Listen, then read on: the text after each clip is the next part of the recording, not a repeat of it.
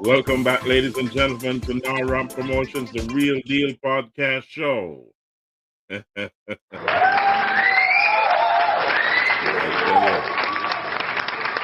you, we say always pray when you're going out, pray when you're coming in, and always remember, God is in control. So welcome to each and every one, wherever you're watching or listening from around the world. You can always tell us in the comment section, like, share, subscribe, comment, and also click that notification bell. Yeah. You can also donate to Naram Promotions, the Real Deal Podcast Show, at any of the sections here, the sites. So to keep this family-friendly show going, you can always donate there and keep this show alive, ladies and gentlemen. So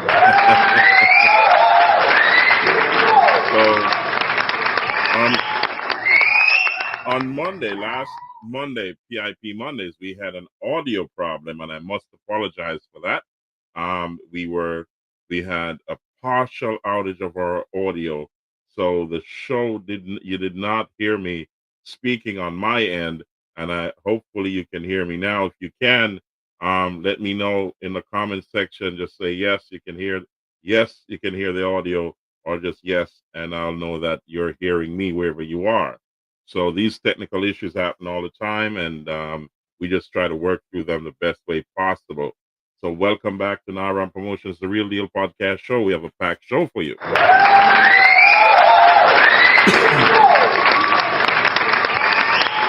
So, ladies and gentlemen,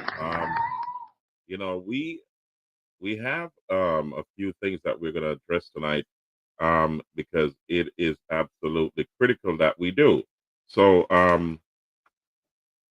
first of all, you remember Monday. Let me go through the list of what we're going to go through tonight. And that's one, the reopening of schools in Jamaica on September 8th. And also my daughter's first day back to school. I had put it up, but you did not hear me on that audio. Also, there was a shootout in Mandeville. That's Mandeville, Jamaica, South Central Jamaica. We're going to talk about Kayla Martin and her team and her coach Jody. They'll be on the show. We'll talk about that. Ashley's return to live radio in the UK. All part former workers and their pensions. U.S. immigration news, major U.S. immigration news. We have some community news in South Central Jamaica, and also some community events in South Central Jamaica we're going to be talking about. But as we normally do, we got to start with a joke, right?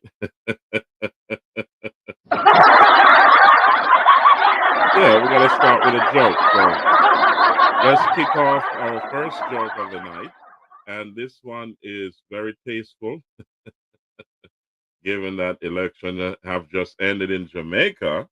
Say congratulations to the Jamaica Labour Party and Andrew Holness government. Hopefully they will do a better job for Jamaica than they did in the past two terms. And also congratulations to the People's National Party. That's Mark Golden with also winning so many seats in Parliament. So that will work out for Jamaica in a big way.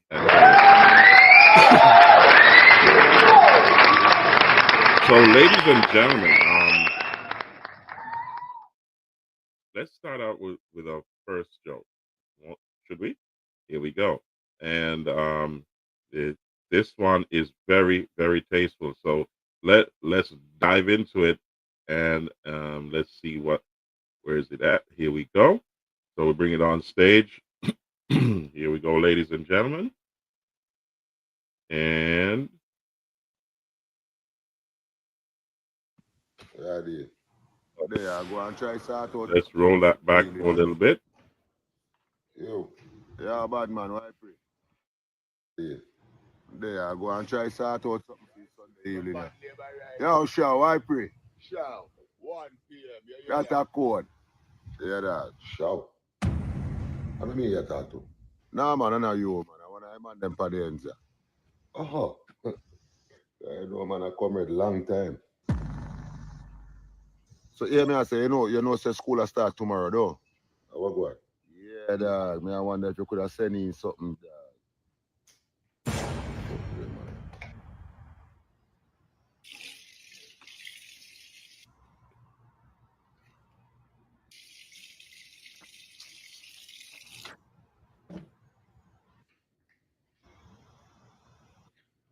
What?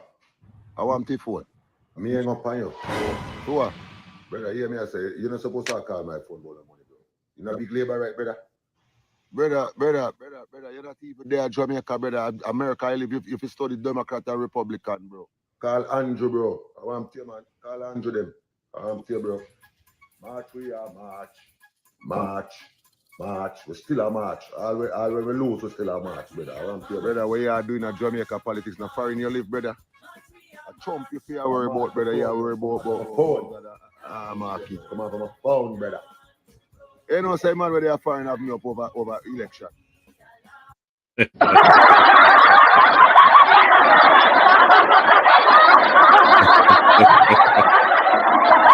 Let's bring on our second joke for the night, and then we're going to go back to regular programming. Here we go, ladies and gentlemen. Let's dive in right away and see what this is all about. Here we go. Why do men have two heads but don't use either one? Same reason y'all women got 4 lips and can't keep them closed.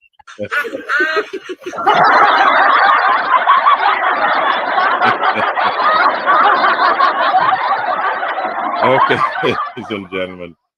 So, you know, Monday was back to school, right? So that was a beautiful thing. Across Jamaica, school went to normal activities, and this was, since the election took up so much time in the first school week, I must say it was a beautiful thing to see the school children going back to school, and also I've been told that school buses also were out there, and if anyone saw any of these school buses or if their children traveled on these school buses, just let me know in the comments section because it was a beautiful thing.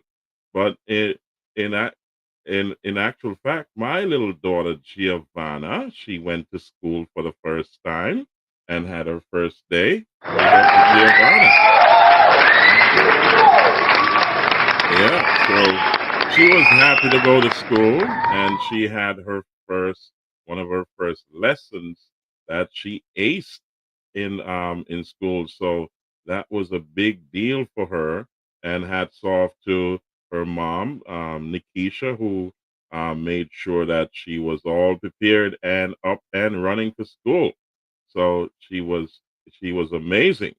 So she's having fun at school now, and we say big up to my little daughter Giovanna. Big up every time. So, ladies and gentlemen, there was a shootout in Mandeville, and this was South Central Jamaica, and we've got some news on that, and I'm sure it's been circling around social media. But what was quite evident that the person who is no longer with us, who did the act, that criminal act, and also um, unalive a few people. I think it was three people. That person had a lot of rounds, and you got to ask yourself, where did he get it from? So I think the investigation should go to the source of where those ammunition and weapons are coming from. So this was not a good look in terms of what happened in South Central Jamaica or in Jamaica in its entirety. We don't want that on the island.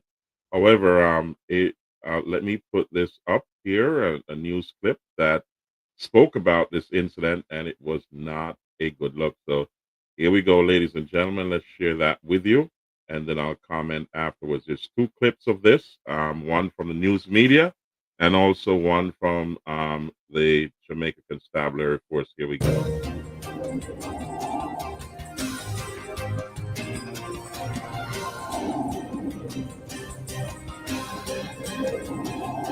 Manchester Farmer Council. Here we go. Good afternoon and welcome to the Midday News. I'm Shamela Pullen. Here's what we have in the bulletin. Manchester Farmer Council losses after cattle theft. Disgruntled parents staged protest in St. Thomas over poor conditions of school. And later, Let's move that forward. Atera is the IT painkiller, remote monitoring and management. Off the screen and get back to regular programming. Here we go, ladies and gentlemen. At the junction of the Three Chains, the Hanbury, and Caledonia Road, a large crowd has gathered as curious onlookers try to make sense of what is happening in the town since morning. Police are assembled at the entrance of an apartment building where it is reported that a man who is believed to have been involved in a shooting earlier has locked himself and on the approach of the police fired at them. Earlier today, the driver of a car was shot along Caledonia Road. He lost control of the vehicle and crashed into the back of another. He sustained multiple injuries and was taken to hospital where he was pronounced dead. The man who has locked himself in the apartment building is believed to be one of other persons who was involved in that shooting. The police are perhaps trying to get him to come out of the house. We understand that he has a firearm and shots that were fired sounded like those from a high-powered weapon. We are on the scene. I am on the scene, and I'll be trying to gather some more information, and we'll pass it on as soon as possible. So, ladies and gentlemen, that was an incident that ended in Mandeville hours ago, and it was not a good look, in terms of you had fatalities and so on. But let's hear from the Jamaica Constabulary Force what really happened. I'm going to put that on our screen right now. Here we go, ladies and gentlemen. Let's get that up and ready to go. Here we go. So let's get that up and running. Here we go. Let's get that on my screen. Where is it? Okay. So we got it, and we're going to bring it up on screen right now. Here we go, ladies and gentlemen. Let's listen in and hear what's going on. So it started this morning with a traffic accident along the Caledonia main road. The traffic officers responded to this traffic accident. However, so soon as the officer got to the scene, he quickly realized that the driver of that vehicle was suffering from gunshot wounds. He was rushed to the hospital and he eventually succumbed. Our antennas went up right away, high and wide, and it led to our operational response in terms of our investigations. This led us to Caledonia Road, where we experienced over 4 hours of standoff from barrage of gunshots being fired at the police from this particular address. The police tried, were very persistent in trying to get this individual to surrender. However, all those efforts failed. The building was subsequently breached, and the police, this joint efforts between the JCF and our counterparts at the military, led to them entering the building, conducting the search, and found the suspect injured. He was taken to the hospital, and we learned that he eventually succumbed to his injuries. A multi-caliber Omni hybrid rifle capable of firing all different sorts of ammunition was recovered, as also one Beretta pistol with an extended magazine. We are still counting, but so far, over 300, over 400, I should say, over 450 assorted rounds were taken from the premises. Our investigation continues, but I must place on record the tremendous work and leadership on the ground led by Divisional Officer Superintendent Kerry Duncan, and was ably supported by our Area Ops Officer, Acting SSP White, and the coordination from the teams from Area 3 and the teams from Kingston led to us displaying JCF high standard of professionalism and response in breaching that building and in making that situation return to some level of normalcy. Our investigation continues. So, ladies and gentlemen, a joint operation between the JCF and the JDF put that incident to rest, and it was a sigh of relief for the community. And this now the investigation continues, as you've heard, and that investigation should go all the way to find where those weapons are coming from. These are high-powered weapons. I mean, assorted rounds up to 400 rounds in one home in Manchester. It's not a good look. So there's a lot of investigations to go on there because that's a big cache of weapons and ammunition. So let's see what happens. We'll follow that story and we'll bring subsequent news reports to you as time goes along. So let's move on to Kahela Martin and the gymnastics team, and also Coach Jodian. We'll be having them here. They had traveled to the Dominican Republic. They came third out of 30 countries, including the U.S. that participated, and they did a wonderful job. And we must say congratulations to them. And we'll have them on the show to give their take of the competition and how it went for them traveling there and traveling back. And we're eager to hear from them. So, ladies and gentlemen, congratulations to Kahela Martin and her team, and also Coach Jodian. Also, we also got to congratulate my nephew Asher D. He'll be returning to radio in a big way in the UK. That's a big deal. On September 19th, he'll be back on radio and on the internet and on Passion Radio in the UK.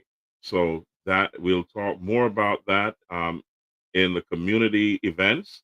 And this is a big deal. Big up to Ashady. That's my nephew out of Sierra District in Manchester. He'll be back on radio. His show is called The Traffic Jam Show on September 19th, and he'll do that every Friday from 6 p.m. to 6 p.m. to 8 p.m.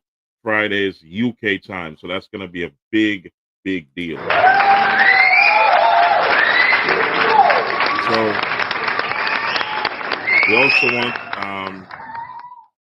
talk about the rescheduling of the Alpart workers.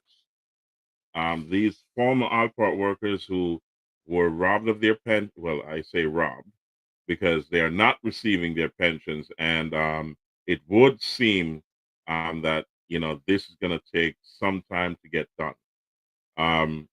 Therefore, we're on board all the way to the end.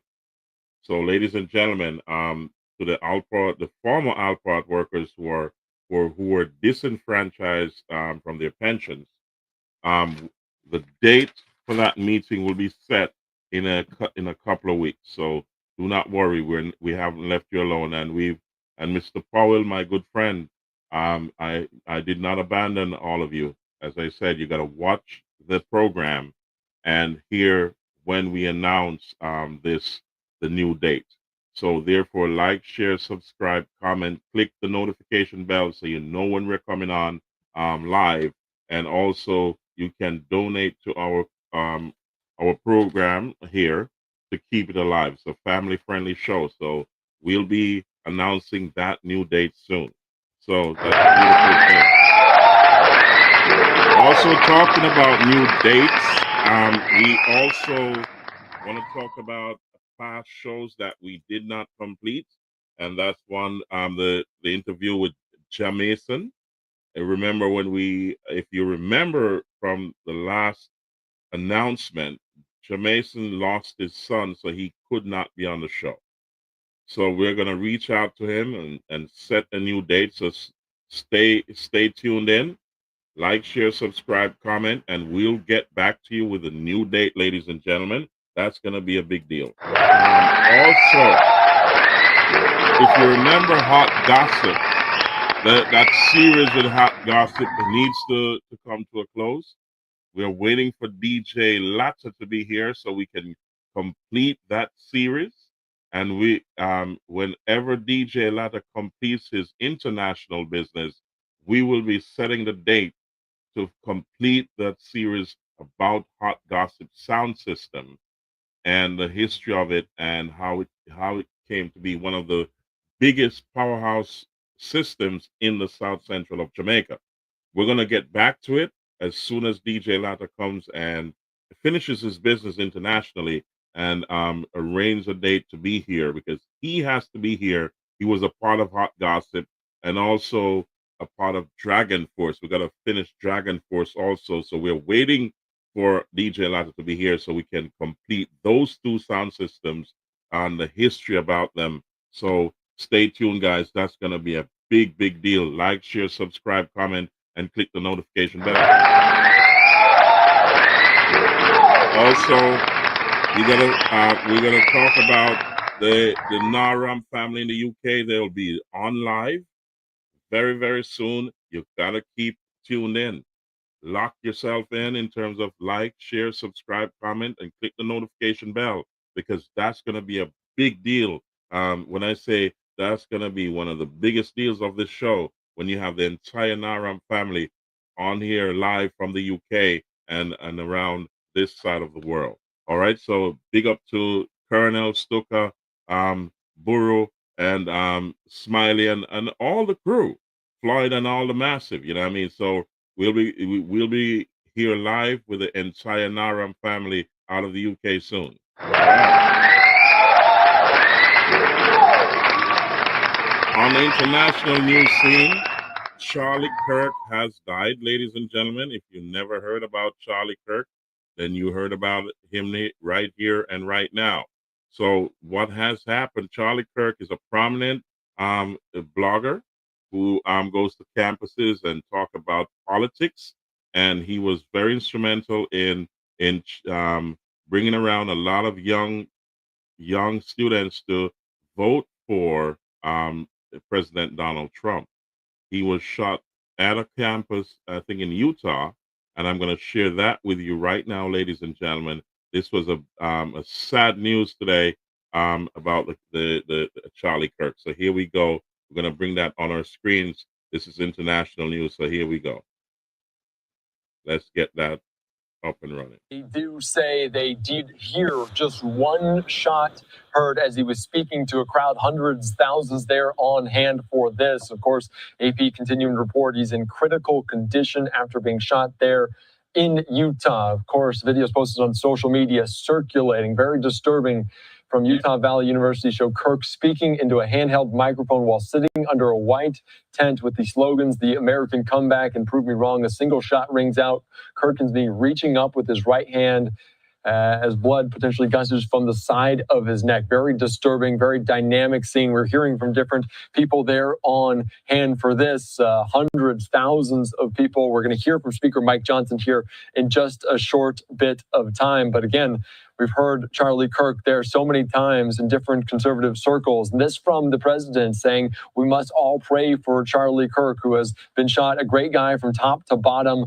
God bless him. So plenty of reaction right now as we're also potentially hearing on the ground on Capitol Hill, Chip Roy, the Republican, speaking out. Let's listen in. Strong guy, he's a good man. I hope, praying for him. I don't know the status. I have no idea. I keep getting conflicting reports. So pray.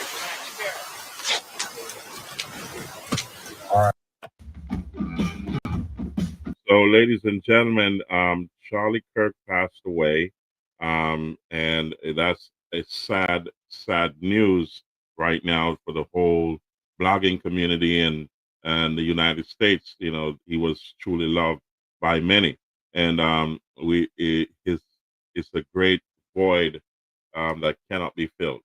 Charlie Kirk was very instrumental in politics and educating the younger generation about the views from from all sides of the aisle, and why it should be necessary for youngsters to look and research before they make decisions in voting. So that was a big, big loss today. So we say condolences to the family of Charlie Kirk. He will be truly missed. And ladies and gentlemen, also there is, let me bring another video to you regarding what's going on here in the United States about, we have the shooting that happened with Charlie Kirk. So I wanted to show you what the difference is between, let's say, Canada versus the U.S. when it comes to these incidents, and what some states, especially Florida, are doing to avoid issues like this, or to minimize the risk of these happening. So let's share our screen and put that up in. Yeah, so here we go. We're going to share that with you. Then I'm going to comment on it as soon as it's done. So let's go, guys. Let's get that up and running. Here we go. Thank goodness we live in America, because Canada, they've absolutely lost it. Check it out. In the unlikely event that you find yourself the victim of a home invasion, we are urging citizens not to take matters into their own hands. While we don't want homeowners to feel powerless, we urge you to call 911 and do everything you can to keep yourself and loved ones. Criminals were going to take their criminal conduct into the neighborhoods. I would tell them, if you value your life, you probably shouldn't do that in Polk County, because the people of Polk County like guns. They have guns. I encourage them to own guns, and they're going to be in their homes tonight with their guns loaded. And if you try to break into their homes to steal, to set fires, I'm highly recommending they blow you back out of the house with their guns. Thank God. That's how serious they take it here in the United States. So, with all these gun violence going around, and criminals are invading homes, and they shot Charlie Kirk, it's only necessary to arm up, and be ready. because this is not that's not right. So, ladies and gentlemen, let's move to talking about arm up and criminals and invaders. Let's look at what's happening with ICE, Immigration, Customs, and Enforcement arm of USCIS. Here we go, ladies and gentlemen. There's a lot more raids, ICE raids going on right now. So let's look at some of them. This is a big, big deal. So here we go. Let's check that out. The Supreme Court has given ICE the green light to conduct roving raids across the country. That is breaking news, ladies and gentlemen. So let's get that on the screen so you understand what's going on here in the United States. So here we go. Thank you. Back to our top story. The Supreme Court handing down that 6-3 ruling that clears the way for the Trump administration to restart sweeping ICE raids across Los Angeles. Paul Perez is here now to react. National Border Patrol Council President. Paul, your reaction first to this ruling. Yeah, this is great for our agents, but it's even better for the citizens of California and our country because it's going to move the impediment of us allowing to go after these criminals that are all over the country. And so it's really great news. Our agents are very well trained. They undergo a very rigorous academy that's both mentally and physically demanding, where we study constitutional law, immigration law, and criminal law. And so they know exactly what they're doing. This only is going to help us do the job a lot better. And Paul, DHS reacting to this ruling, they say in part, quote, "This is a win for the safety of Californians and the rule of law. DHS law enforcement will not be slowed down and will continue to arrest and remove the murderers, rapists, gang members, and other criminal illegal aliens that Karen Bass continues to give safe harbor." Paul, what this ruling is essentially going to do is allow Border Patrol, your men and women, to use location, job type, physical appearance, Spanish speaking as some of the factors when making arrests. Why are those factors important to use? Those are all considered articulable facts. You know, all our agents and officers are trained on how to testify to everything that we do. We understand that all the actions that we take may wind up having us sit in front of a judge and explaining our actions, because every defendant has the right to counsel. And most of these attorneys are going to try to suppress evidence or suppress the stop. And in this case, it allows us to use those articulable facts to establish the reasonable suspicion or the probable cause to effect an arrest. So we know what we're doing. This only allows us to do it, and it takes into account all of those factors that you mentioned. So, ladies and gentlemen, ICE is now intensifying their raids. The Supreme Court has given the green light and said, go ahead. You know, it's only going to get a lot worse from here. You know, I mean, the big beautiful bill has been passed, and now we will see a lot more ICE raids across the country unfeathered, so they can go anywhere in any place at any time once they have a reasonable suspicion. So let's look at some of the raids that have been going on across the country. And here we go. ICE is waging war on illegal immigration, one highway at a time. And here we go. Oh, they're going to pit. Got him. Whoa! Oh, I see people running. Okay. 1, 2. Officers after them. Whoa, is he going to get him? Got him. Oh. Got him. That guy's getting deported. Oh, 3 people. And it looks like the driver's not supposed to even be in America either. But before we see some even wilder police chases that perfectly explain why insurance rates will not stop going straight up, the driver of this white pickup is about to tell police something they've never heard before. Thanks. Yeah, we was at the casino. Those dang Indians, man, they took all that, bro. There's somebody in here. Somebody else is inside here. He's got nothing to say. Just giving him a ride. Yeah, I'm turning around. He said he was at the casino. He's gambling with someone's life, man, having him ride under a suitcase like that. Yeah, come over here. Look at this guy. Over here. Take a seat. This is crazy. Yeah, you know you're going to jail, buddy. He knew. At least he's not putting up a fight. Oh, there's two. One guy's feet are near the other guy's head. That can't be comfortable. Look, he might have a neck cramp. You want to put this guy in with this one, or you want to put him in the back row? I only have one pair here.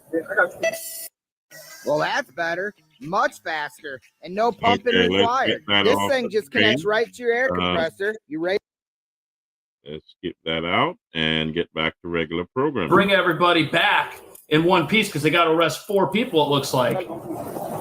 Okay, he's going to handcuff them inside the car. Okay, they got these guys. Wow, look at that. 2 smugglers. But here we have what looks like a black sedan that thinks it's going to escape.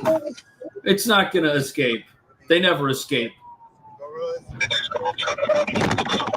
Oh, look at him. It's all over the road. Throwing up a smoke screen there. And he's making a turn. Where's he going? What, is he going to the bank? Guess not. He's making another turn. Oh, they're gonna get. Are they gonna get him? Oh, look at him. He's weaving. Car's agile, given that it's probably overpacked with a whole bunch of people who aren't even supposed to be here. It's so dangerous. Look at him going through a shopping center here. Oh, did he hit those cars? No, he made it. One of those was Border Patrol. So we have Border Patrol and DPS on this. He's at Five Below and Petco, Kohl's. Are we going to get new shoes today? No, we're not. Where is he going? He's just trying to throw him off. This guy doesn't know where he's going. He's probably looking for a good spot to bail. We can see what's happening. They're trying to corral this guy who's just all over the road, weaving in and out. And up here I see a McDonald's and a Wendy's. Oh, look, they're getting out. They're getting out at McDonald's. This is crazy.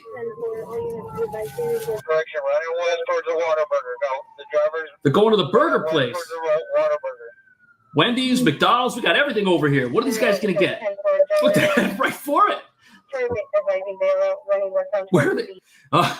No Happy Meals for anybody in this crowd. And there's more police chases coming up, but this is where they want to bring these people. This is a stash house in Texas full of illegal immigrants. Look at it. It's a disaster. Well, they got these guys on the floor. The rest of the Wonder how many people they had in this place. This is where they're trying to bring people in these cars that are fleeing police. They're trying to get them to one of these. Oh, there's a tunnel.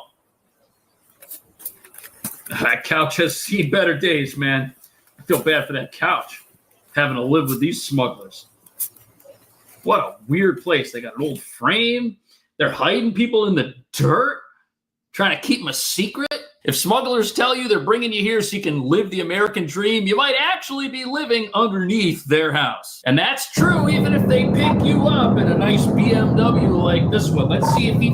Okay, this is going to be the last one I'm going to show on this, and then we're going to move on to other immigration news. Ladies and gentlemen, welcome back to Naram Promotions, the Real Deal podcast show.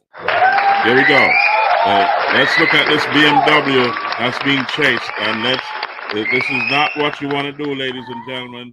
You put your life in danger and other people's lives in danger. You don't want to come across the border unchecked or unfeathered. You know what I mean? So it's best to come the right way. So here we go. It's better than our friends in the yellow Mustang. Doesn't look like it. A lot of traffic on the road, and we know the police can get ahead of him. Let's see what he does. Okay, he's got the whole force after him, too. Let's see what's going to happen. All right, so now we're in the lead car, and he's speeding. He's trying to put some distance. Listen to that engine. Oh, man, here we go. Here we go. Here's the moment. Ooh. Well, that car spun out. It's not a BMW anymore. It's more like a Mercedes at this point. That was a solid pit. They waited till there were no other cars around, and this guy is off the road in a safe place. But now people are probably going to jump out of this thing. Yep. Nope, not this guy. Yeah, he's going to jail. What about whoever's in the car? Oh, I hear screaming. Get on the ground! Get on the ground! Whoa. There's a lot of police here, man. Wow, so this guy's a wanted fugitive gang member? I guess he was in the car by himself, but I'm thankful he's no longer out there doing whatever he was trying to go do. But if he was smuggling, maybe he should have got an SUV. After all, the police drive SUVs. Ladies and gentlemen, so let's move on to other immigration news. And as we're talking about that, the ICE intensifies arrests at court hearings. We're going to bring that up right now. If you know before you go, get an attorney, an immigration attorney or an immigration specialist. You may need a criminal attorney depending on your case, but ICE raids have ramped up at court hearings. That's immigration court hearings, that is, and it's not gonna get any simpler at this point. So or it's not gonna tone down. They're gonna ramp it up all the way through President Trump's administrative year, his years in power. He has another 4 years to go. So go figure that part out, because he's not easing up, ladies and gentlemen. So let's go listen to this. I'm at 26 Federal Plaza. It has one of about 70 immigration courts across the country. Across the street is another federal building with even more immigration courtrooms. People who are coming to immigration court have been given a notice to appear before an immigration judge.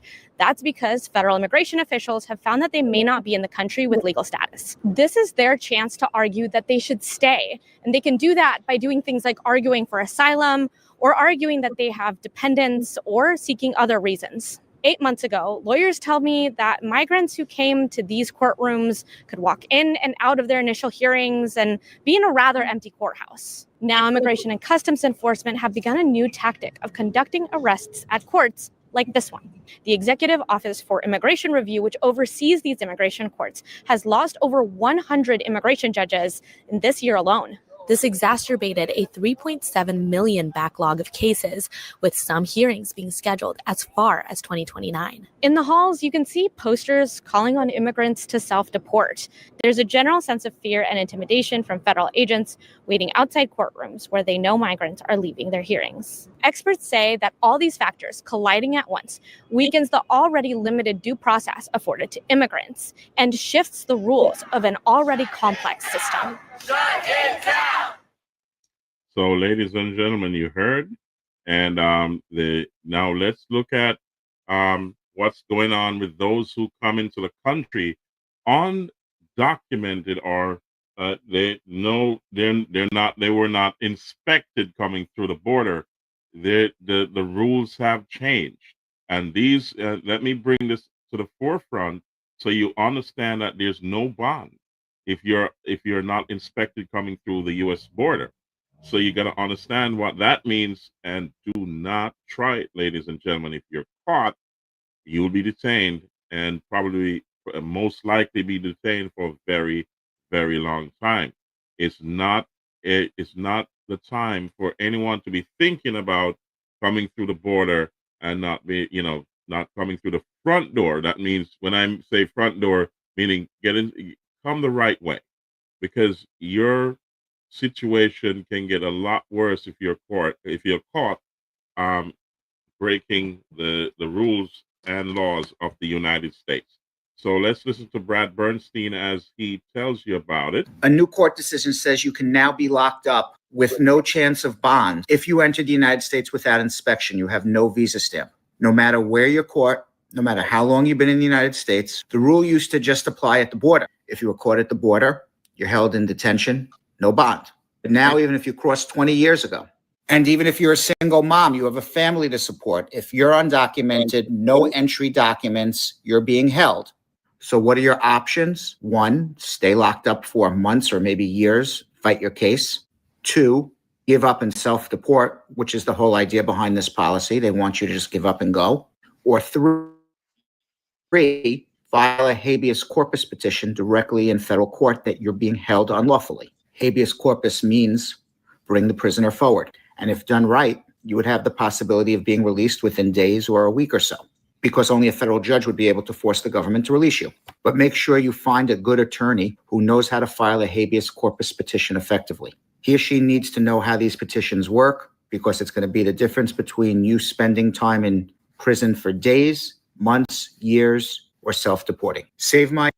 So, ladies and gentlemen, you heard it from attorney Brad Bernstein. And what we in our past couple of videos, you heard about the reduction in immigration judges. Well, they found a remedy for that.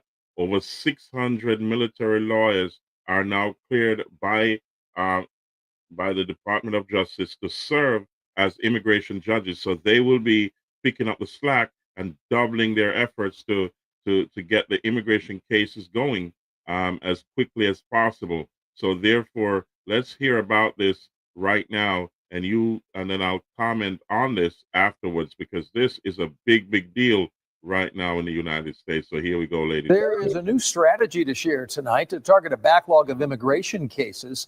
The Associated Press is reporting that a memo shows Defense Secretary Pete Hegseth approving sending up to 600 military lawyers to the Justice Department. Those lawyers would serve as immigration judges. The Union for Immigration Judges, though, says about 600 immigration judges are currently serving after some were fired or ended up taking deferred resignations that were offered by the Trump administration earlier. This strategy, though, would double the amount of immigration judges if it happens. The Associated Press reports immigration courts are currently dealing with a backlog of about 3.5 million cases.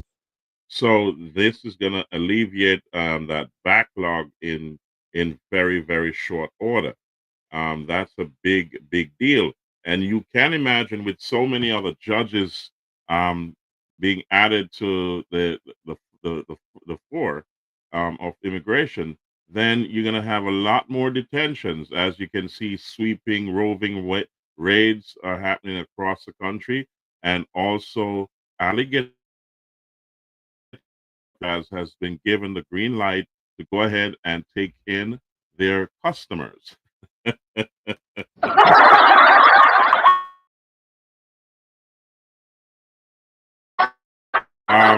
These customers, Alligator Alcatraz is now ready to take in their customers. So let's hear from Governor Ron DeSantis about the mission continues on immigration enforcement. The media was giddy that somehow Alligator Alcatraz was, quote, shutting down. Now, we told them that that wasn't true. There have been illegal aliens continuing to be there and being removed and returned to their home country.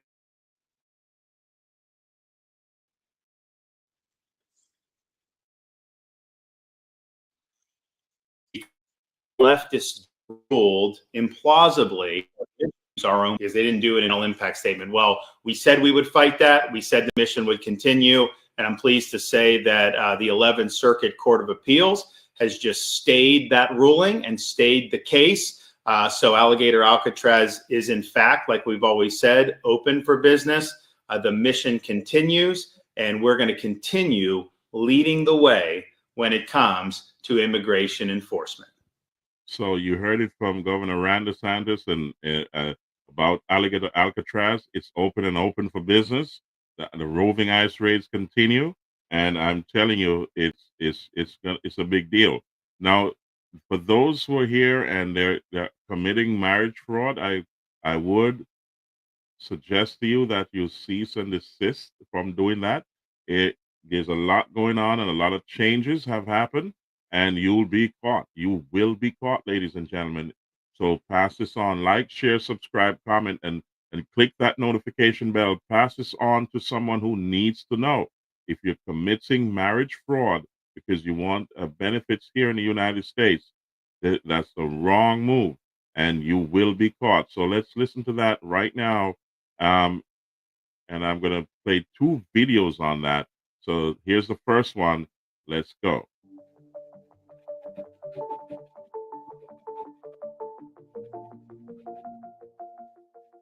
Breaking, fake marriage equals 5 years in prison. USCIS crackdown hits hard in 2025. The U.S. government has begun aggressively punishing marriage fraud in 2025. The result? Arrests, deportations, and even prison time. If you're involved in a fake marriage, or even unknowingly part of one, you need to know what's coming.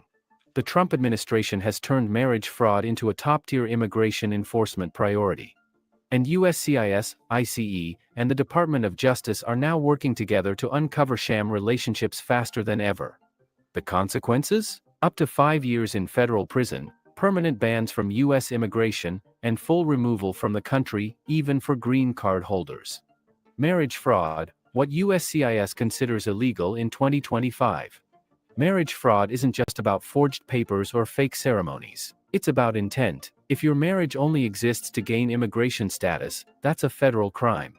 Even if you've filed all the correct forms and gone through a legal ceremony, if the government finds your relationship isn't genuine, your application can be denied, and your case turned over to ICE. In 2025, several patterns have become high-risk red flags for marriage fraud. These include cases where someone pays a U.S. citizen to marry them, or when friends or family members marry, as a favor, with no intention of living together. Some cases involve an immigrant pretending to be in love with a citizen, only to gain legal status. Others are arranged deals where both parties knowingly fake the relationship to obtain immigration documents. These patterns are now easy for USCIS to detect because fraud cases often follow the same timeline and lack genuine evidence. They're not just looking for a marriage certificate anymore. If you are sleeping in a position like this, you are wrecking your body and your... Get that off the screen, and let's get back to regular program. They're looking for signs of real life, joint leases, vacations, shared finances, and actual cohabitation. The legal consequences in 2025 are devastating. If you're caught in a fake marriage, even if you didn't mean to commit fraud, the punishment can ruin your future. At minimum, you'll lose the right to apply for a green card. Even if you later marry someone else for real, the fraud history follows you. Many applicants are now being denied automatically if they were flagged once before. In more serious cases, the immigrant is placed in removal proceedings. ICE will issue a notice to appear and your case will be fast-tracked for deportation. You may be detained during the proceedings. And if the fraud is proven, including with texts, emails, or inconsistent interview answers, you could face up to 5 years in federal prison. That's not just for the immigrant. The U.S. citizen spouse can also be prosecuted. Under federal law, marriage fraud is punishable under Title 8 U.S. Code Section 1325, and enforcement has expanded rapidly since Trump took office in January 2025. So you've heard, ladies and gentlemen, let's expand on that a little bit more and have another attorney speak on this matter and give you some more intricate details regarding marriage fraud. This is a big, big issue, and the crackdown has begun. And let's hear.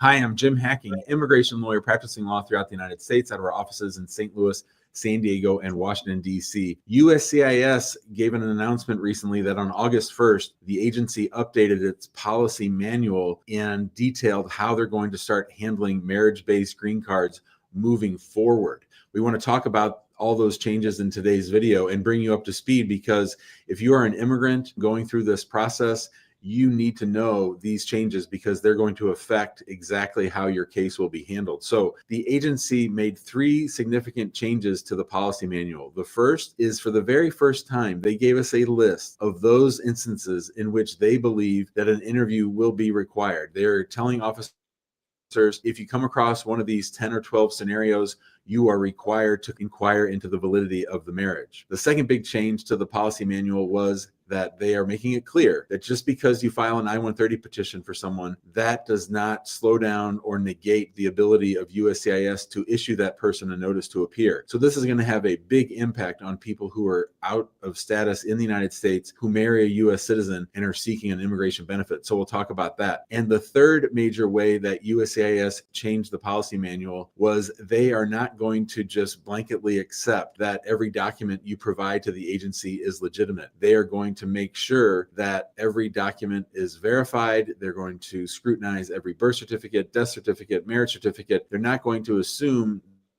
that you are acting in good faith, they're going to require officers to demonstrate to the satisfaction of supervisors that these documents that you've submitted in support of your case are legitimate. Let's talk about change number one, when an interview is required. Now, over the years, through the Freedom of Information Act, our office has been able to obtain the fraud indicators list from USCIS, the things that officers do to determine whether or not they want to conduct an interview or a site visit.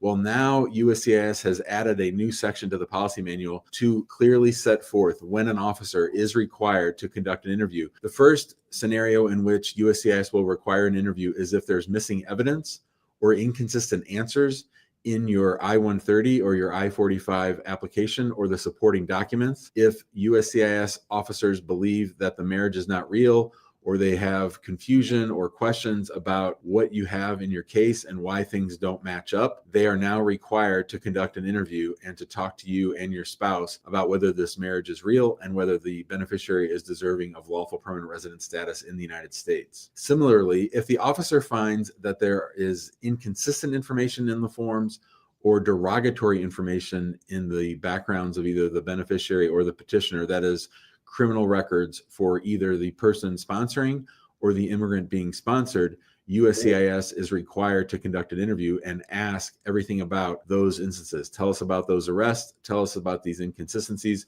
Why should we believe you? Why should we give you an immigration benefit? Why should we use our discretion to give you the foreign national immigration status and a green card here in the United States? Marriages in which the couple were very young, 16, 17, or the U.S. citizen was very young and the beneficiary was more than 10 years older, those cases are going to be scrutinized very heavily and they will be required to have an interview. You may know that if USCIS doesn't think that a party has carried their burden and demonstrated that the marriage is real, that they can issue what are called requests for evidence or notices of intent to deny. These are tools in the toolbox of the immigration officer that they can use either before or after an interview. And so now the guidance is clear. If an officer issues a request for evidence or issues a notice of intent to deny, they could flat out deny the case if they don't like the response, or they could call the people in for another interview. Now, that's a broadening of their powers. The officers are now being given a little bit more power to just flat out deny cases in which they feel that your response to a request for evidence or a notice of intent to deny is unsatisfactory, that you did not answer the questions or provide the information that they requested. Your case could be flat out denied, or you could be called in for another interview. You can also count on getting an interview if the petitioner, that is the U.S. citizen or lawful permanent resident who is sponsoring their foreign-born spouse, has sponsored someone in the past, or if they themselves were sponsored. So when people get an immigration benefit and then turn around and sponsor someone else, or if USCIS thinks, hey, this person has married one or two or three people and given immigration benefits to all of them, you can be sure that the petitioner and the beneficiary are going to be called into the immigration office, and they might have to get. Who's coming in the driveway?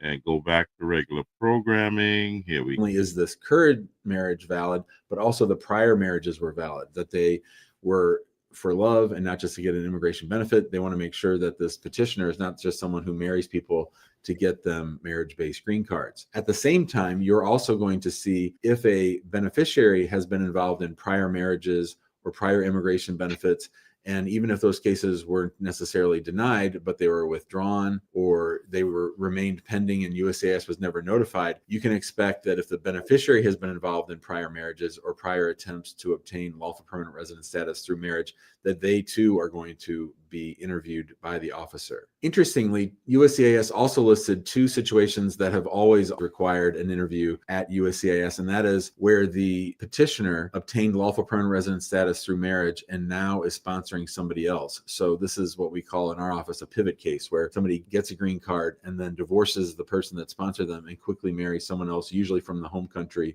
and sponsors them for a green card. Those cases have always been subject to extra scrutiny, and interviews will be required for them. Also, Also, a longstanding rule at USCIS is that if you are in removal proceedings at the time that you get married or the time that you file for an immigration benefit, you can count on getting an interview. So when someone is in removal, USCIS sort of assumes that the marriage is just to get an immigration benefit. To get them out of removal, you have to prove your case by clear and convincing evidence. And in order to meet that burden, USCIS is now required to have an interview for those people. And then finally, the last one on the list is the old Stokes interview. So a Stokes interview is when USCIS doesn't believe the marriage and they call the couple in and they separate them. So officers are specifically authorized now that if you've already conducted an interview or if you're in the middle of an interview and you don't think that this marriage is real, you can go ahead and conduct a Stokes interview or schedule them again for a Stokes interview or a site visit at their house to see if the marriage is real. So that is the last category of cases in which interviews are going to be required. So what can we make of all this? What do we think about the fact that USCIS is now setting forth those instances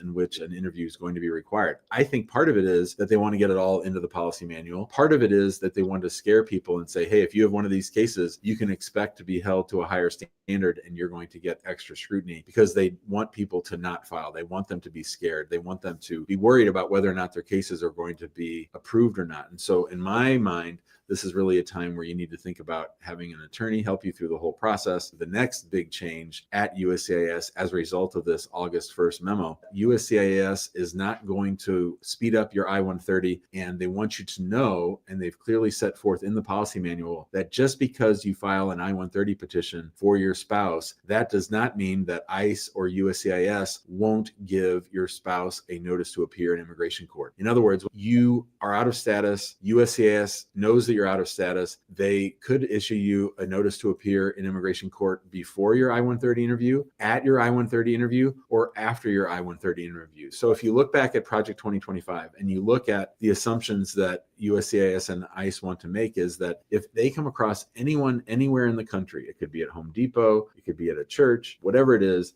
if they find someone who's out of status, they can put them into removal proceedings and commence deportation proceedings against them. Remember, they have a quota to deport X thousand of people every single day. And so they're under a lot of scrutiny to find as many immigrants as possible. Well, what better place to find immigrants than at USCIS who are trying to get an immigration benefit? Historically, when a U.S. citizen has sponsored their spouse, if they're out of status, that spouse would not get a notice to appear before their interview or at their interview or after their interview. But I think you can expect now that if you're out of status and you've been in the United States for a long time and you're married to a U.S. citizen, and your U.S. citizen files an I-130 petition for you and you file for adjustment, you're still eligible for adjustment of status, but ICE, in order to hit its numbers, is going to make sure that you get a notice to appear in immigration court. That's going to make your case much longer, much more expensive, because you're going to have to fight the deportation, and most importantly, much more stressful, because you're going to have to go to USCIS. Maybe you've already received your notice to appear. Maybe you're anticipating getting one. Maybe you're even worried about getting taken into custody. So these are going to be very, very stressful. So, ladies and gentlemen, I want you to go back over this, because this is extremely important. What the attorney at Hacking immigration law firm is saying, that if you are here in the United States and you're out of status and you marry a U.S. citizen, file your documents, you can also expect to be fighting deportation, because they can also, ICE can get involved or will get involved to give you a notice to appear in immigration court, because they have numbers that they need to a number of people that is set, they need to get out of the country daily. So even if you're out of status and you marry a U.S. citizen, you can expect that you may be asked or you may be flagged to come to immigration court. Let's hear this again from the attorney. Notice to appear before their interview or at their interview. So let's bring that back a little bit. People every single day. And so they're under a lot of scrutiny to find as many immigrants as possible. Well, what better place to find immigrants than at USCIS who are trying to get an immigration benefit? Historically, when a U.S. citizen has sponsored their spouse, if they're out of status, that spouse would not get a notice to appear before their interview or at their interview or after their interview. But I think you can expect now that if you're out of status and you've been in the United States for a long time and you're married to a U.S. citizen, and your U.S. citizen files an I-130 petition for you, and you file for adjustment, you're still eligible for adjustment of status, but ICE, in order to hit its numbers. Hey, stop playing with your fanny pack. Let's get this off the screen and get back to programming. Here we go. Notice to appear in immigration court. That's going to make your case much longer, much more expensive, because you're going to have to fight the deportation, and most importantly, much more stressful, because you're going to have to go to USCIS. Maybe you've already received your notice to appear. Maybe you're anticipating getting one. Maybe you're even worried about getting taken into custody. So these are going to be very, very stressful cases now, because people are going to be headed into an interview and they are not going to know exactly what happens. So if you were in status at the time that you filed, I think you'll be okay for now. I don't think you'll receive a notice to appear under these changes to the policy memorandum. And that goes across the board, ladies and gentlemen. If you're in status, and for those who came as visitors and they marry after the 90-day rule, you've submitted your documents on time before the legal time that you're here runs out, then you should be fine. I say should be fine. However, if you're out of status, that is going to pose a big issue, and that goes across the board with all USCIS applications. So you can expect that if you're out of status, then you're now in another category, and ICE can be the people that will be dragging you in front of immigration court. So let's listen a few more minutes of this, and then we're going to move on to the next topic about 5 reasons why you can lose your U.S. citizenship. Here we go. If your status ends during the pendency of the case, in other words, let's say you're an international student and you stop going to school while you're writing your green card case, if that case gets denied, then you would get a notice to appear. Now, a lot of this is a little bit silly. And what do I mean by that? Well, even if you are out of status, and even if USCIS or ICE gives you a notice to appear in immigration court, if that I-130 gets approved, which hopefully it will because you have a valid marriage, you're still most likely going to be able to stay in the United States. You're going to be able to either adjust your status in immigration court with your approved I-130, or you're going to be able to ask the immigration court to kick it back to USCIS so that you can adjust your status there. So for a lot of people who are out of status, I still think you have to go ahead with the process. You still have to anticipate spending more money. You have to anticipate the possibility that you're going to be put into removal. But for those people who've been in the United States for less than 2 years, I think this is a really big problem, because under the Trump administration's interpretation of expedited removal, they don't have to wait for you to get your I-130 approved. If they know you're here out of status, they can just put you into expedited removal if you've been here less than 2 years. I also think people who enter on visa waiver program, who don't have all those same protections as people who entered with an actual visa, also need to be concerned about these changes. So the big thing you need to take away from all of this is that if you're out of status and you're applying for an immigration benefit, things have changed. Just getting your I-130 approved is not going to keep you here. And that's exactly what it says in the language of the update. And I want to read it to you. Section 3, removable aliens. If USCIS determines the alien beneficiary is removable and amenable to removal from the United States, USCIS, that is the agency that's adjudicating the I-130, may issue a notice to appear, placing the beneficiary in removal proceedings. Petitioners and alien beneficiaries should be aware that a family-based petition accords no immigration status, nor does it bar removal. So they think that they're going to be able to remove a fair number of immigrants who are going through the immigration process, even though they're married to a U.S. citizen, even though the law says that they are eligible for adjustment of status. Based on this policy change, they're saying that if we know you're here and if we know you're out of status, we're giving you a notice to appear, and then you can sort it out later with the immigration court years from now. A big, big change, a big, big headache. The third big change in the updates to the August 1st policy manual is that they are now going to scrutinize every single document that you submit. So USCIS has long felt that they've been the victims of all kinds of document fraud. And so they are empowering officers to inquire into the validity of every kind of document that's submitted to them. Now, this is right out of Project 2025. This is exactly what they said they were going to do. And I will will tell you this, as someone who's been practicing immigration law since 2008, I can count the number of fraudulent document cases that we've come across on probably two hands. Now, USCIS spending all of this time and energy to track down documents to see if they're real is really designed, I believe, number one, to scare people, but more importantly, number two, to just slow down the whole process, because they know that if a particular officer is out looking into whether your divorce decree from Rwanda is legitimate, then they are going to be slowing down the adjudication of the cases themselves and keeping the officer from doing other important work. So I believe this last change is really designed perhaps to find immigration fraud, but much more so to find ways to slow down legal immigration to the United States. So I hope you understand the severity of these changes. I wrote a blog post that you can find on our website. We can put a link to it in the comments so that you can get it all down in writing. I think this is a big change. I think not enough people are talking about this. I made this video so that you could understand what's going on. I ask that you please share it with other people that you think might be impacted. So please like, share, subscribe, comment, and click that notification bell, ladies and gentlemen. There's a lot of changes that have happened in August and also here in September in regards to U.S. immigration. Do not take it for granted. Things are not business as usual. Things have changed, and as I said, these things may change forever and ever.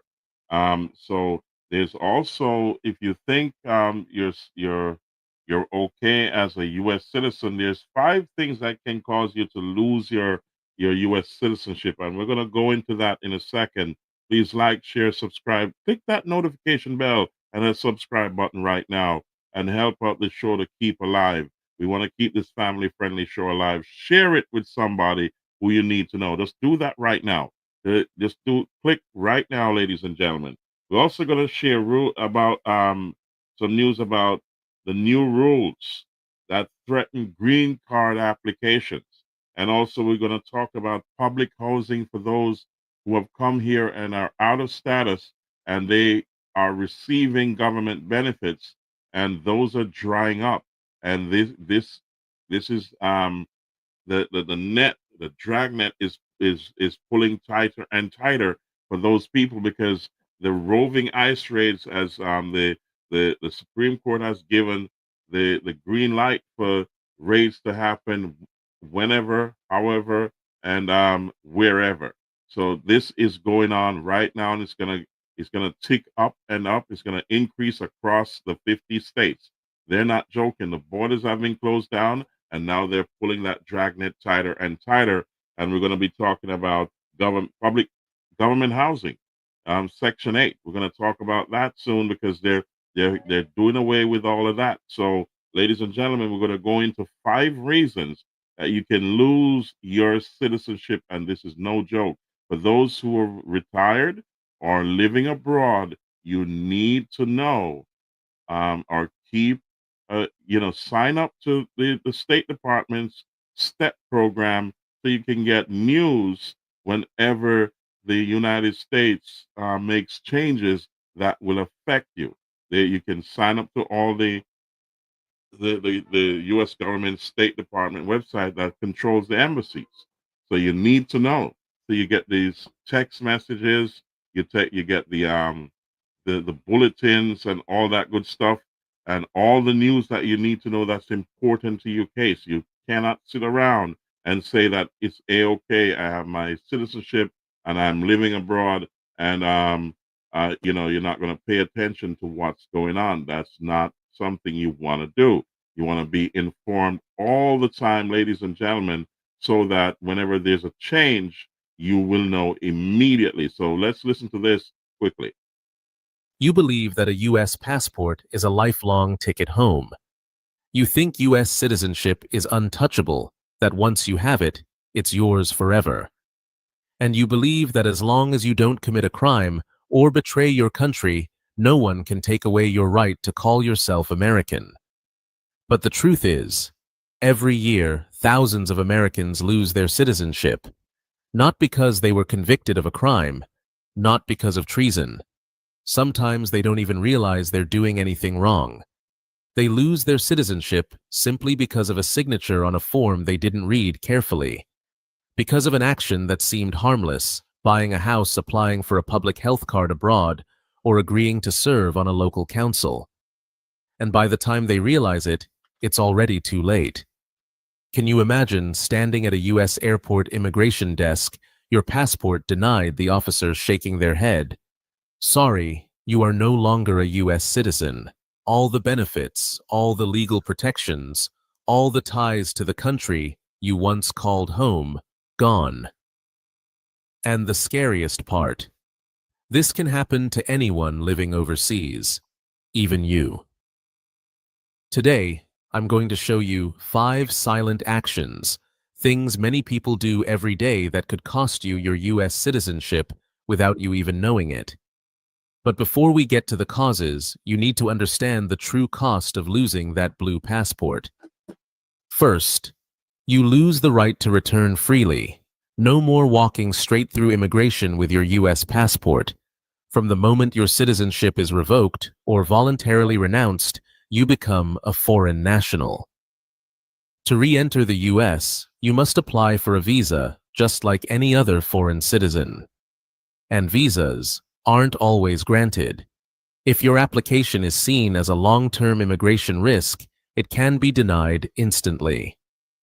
Second, you lose the right to vote and have a voice in the U.S. political system. No more federal ballot, no more participation in shaping major national decisions. The system you once helped build becomes a playing field you can only watch from the sidelines. Third, and this is often the hardest blow for retirees, you may lose access to federal benefits. Social Security, Medicare. The programs you've paid into for decades can be cut off immediately. In some cases, you might still receive benefits depending on bilateral agreements and your contribution history. But if you live in a country without such an agreement, or one on a restricted list, your retirement payments can be stopped without warning. With Medicare, it's even worse. The program almost never covers medical care outside U.S. territory. If you lose citizenship, your chances of returning to the U.S. for treatment with coverage are close to zero. Finally, the risk of statelessness. This means you don't belong to any country at all. No passport, no legal right to reside anywhere, no ability to open a bank account, no insurance, and almost no ability to travel internationally. You would live in a state of legal limbo, and every time you need to handle basic paperwork from buying a house to setting up a phone line, it becomes a battle. That's the real picture of losing U.S. citizenship. No exaggeration. No fiction. Just the truth, and it's enough to make anyone living overseas stop and ask, am I in danger without even knowing it? And here's why those living abroad, especially retirees, are in the highest risk group. The consequences are irreversible, from losing your passport, losing Social Security benefits, to being permanently barred from returning to the U.S. And in the end, I'll show you the exact steps you need to take right now to protect the most important legal identity of your life. Don't miss it. The information in this video isn't on TV, isn't in government letters, and by the time you find out, it might already be too late. Hit like, subscribe to discover Top 10 US, and comment below. I will not lose my citizenship. That small action could be the one thing that keeps you tied to the legal system you once believed would protect you forever. Why people living abroad are more likely to lose their citizenship. You might think that as long as you don't commit a crime, your citizenship is safe. But for people living overseas, the danger often comes from the most ordinary things. First, the information gap. When you're on the other side of the ocean, updates to U.S. citizenship or immigration laws no longer appear in your evening news. A single line added to the law, a new tax regulation, or a few extra words in a USCIS form. All of it can slip by without you ever knowing. Just one checked box, one signature. And legally, it could be interpreted as you voluntarily severing your ties with the United States. Second, seemingly harmless legal decisions. Obtaining citizenship in your host country to buy a house, qualify for public health care, or make travel more convenient. But many naturalization ceremonies include an oath of exclusivity, pledging allegiance to the new nation and renouncing all other citizenships. People sign thinking it's just a formality, but under U.S. law, it can be evidence. Third, engaging in the local community. Teaching English for free to a neighborhood council, helping translate documents for local authorities, or joining a fundraising campaign. All good, until that organization is linked to a political party or a government body, especially if that country has tense relations with the U.S. Suddenly, an act of charity could be viewed as foreign political involvement. And finally, something few people think about: the obligation to file taxes with the IRS. The U.S. taxes based on citizenship, not residency. If you fail to file for multiple years, your records could face close scrutiny. And sometimes that audit goes beyond just the numbers on your return. That's why when you live abroad, you're walking a narrow path. No warning signs, no safety rails. Just one wrong step, and you could lose something you thought would be yours forever. Top 5 reasons for losing U.S. citizenship. Now we come to the part everyone is curious about, but also a little uneasy. Because these aren't distant stories from the news. They're things that could happen to you or to any American living abroad. Reason 1. Voluntarily renouncing citizenship. No one forces you. No court order. You simply walk into a U.S. consulate or embassy, sign a document, and pay over $2,000 in fees. The moment the ink dries, you are no longer a U.S. citizen. You can't go back to the way it was. You can't get back your blue passport. Many people do this for financial reasons. The U.S. taxes based on citizenship, so even if you live in Spain, Thailand, or Panama, you must still file with the IRS. Some find it troublesome and want to end it once and for all. But they forget one thing when they urgently need to return to the U.S. To visit family to seek medical treatment, their only option is to apply for a visa like any other foreign national. And visas can take months or might never be granted.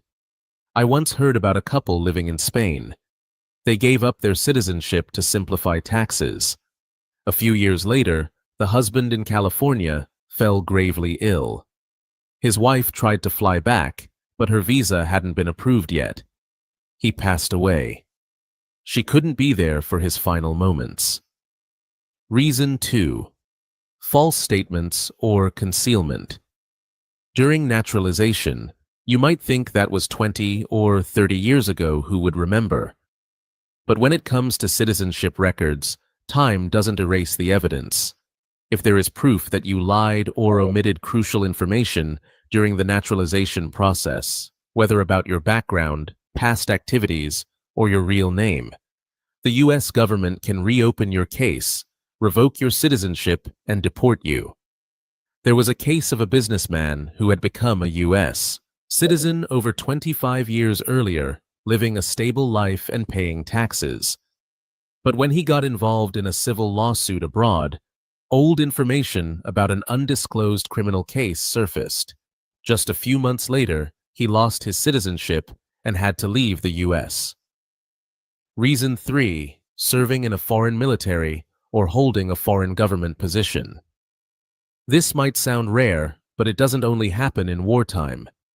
If you serve in the military of a country with conflicting interests with the U.S., or hold a significant position in a foreign government, especially within the first 5 years after becoming a U.S. citizen, that act may be viewed as a sign of abandoning loyalty to the United States. Even if you're just an honorary member of an advisory council or a nominal representative for a government agency, U.S. law can still consider it foreign political involvement. And if you don't seek permission or declare it beforehand, things can take a turn you never expected. Reason 4. Indication of intent to renounce. Through acquiring a second citizenship. Holding 2 passports is not a problem. The U.S. allows dual citizenship, But if the process of acquiring a new citizenship includes an oath of exclusive allegiance, or you engage in activities against U.S. interests shortly after obtaining the second citizenship, then it's a different story. Under U.S. law, the issue isn't the passport itself, it's the intent your actions convey. And that intent is often judged based on your overall behavior, not just a single event. Reason 5. Treason or participation in rebellion. This is the rarest reason, but also the most severe. If you are convicted of treason, such as aiding or spying for a hostile nation, or engaging in violence against the U.S. government, loss of citizenship can be part of the sentence. It goes without saying, this is a red line. But in a world where information finances and political activities can cross borders, sometimes even a small action can be misinterpreted. These reasons aren't meant to scare you. They're to make you realize losing citizenship doesn't always start with a big decision. Sometimes it starts with a small checkbox on a form you didn't pay attention to. So how do we avoid falling into those situations? At first, it all sounds frightening, but in reality, U.S. citizenship isn't so fragile that you could lose it just by breathing the wrong way. The key is knowing the law, understanding the risks, and actively steering clear of unclear situations. 1. Get information from official sources. Don't rely on hearsay from a neighbor or a vague Facebook post. All information regarding citizenship rights, tax obligations, or situations that could lead to losing citizenship can be found on official websites such as uscis.gov, Citizenship and Immigration Services, travel.state.gov, U.S. Department of State, usa.gov/renounce citizenship information on the renunciation process. Read carefully. Don't skip the fine print. In law, a single sentence can change the entire meaning of a document. 2. Be cautious when participating in activities in your host country. Teaching, volunteering, joining a neighborhood council. All are good things. But before accepting any role connected to the local government or a political group, ask yourself, could this be misinterpreted? If you're unsure, contact the U.S. consulate. It's your safest bridge to the U.S. legal system. 3. Always fulfill your tax obligations to the IRS. Even if you've been away from the U.S. for decades, you must still file taxes if you hold U.S. citizenship. Not filing taxes doesn't automatically make you lose citizenship, but it can trigger deeper investigations, and that's not a door you want to open. 4. Consult an attorney before making major legal decisions, before acquiring another citizenship, taking an oath, or accepting a position in a foreign government agency. Talk to an immigration or nationality lawyer. 1 hour of legal advice today could save you from a lifetime of regret. 5. Maintain regular contact with the U.S. consulate or embassy. Don't just go when you need to renew your passport. They can update you on legal changes, warn you of risks, and serve as your first line of support if an unexpected situation arises. Keeping your citizenship is not a passive act. It is a right, but also a responsibility, one that follows you whether you're sitting on a porch overlooking the Mediterranean Sea or strolling down a narrow street in Southeast Asia. You've spent your life building a stable future, earning that passport and the benefits it brings. Don't let a single careless moment turn it all into just a memory. U.S. citizenship is not just a passport. It is the right to return at any time. It is your voice in the nation's political system. It is the umbrella that protects you when things far from home become uncertain. But as you've seen, it's not a promise that lasts forever. You can lose it not because of betrayal, not because of committing a crime, but sometimes simply because of one line on a form you didn't read carefully, an oath you thought was ceremonial, or a decision you believed was harmless. And when that door closes, the consequences go far beyond paperwork. It's the distance from your family that can't be bridged. It's the loss of benefits you spent a lifetime earning. It's the feeling of standing outside your homeland, knocking, but no longer having the key. Don't wait until you're stopped at the border to find out. Don't let a small procedure become the biggest and most painful turning point of your life. Check your records. Read every document carefully before you sign. Ask questions when you're uncertain. And stay in touch with the places that can protect you. Because citizenship is not just a right. It's the thread that ties you to your family, your memories, and the door that will always be open when the world out there turns its back. Ladies and gentlemen, and it's said that, and I will also emphasize to each and every United States citizen that is here and abroad, especially if you're living abroad, always remember to keep in contact with the nearest U.S. embassy.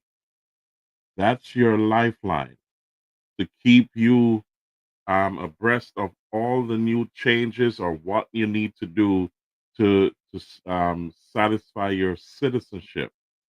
It is absolutely important that you keep in contact if you're, especially if you're abroad, to keep in contact with your U.S.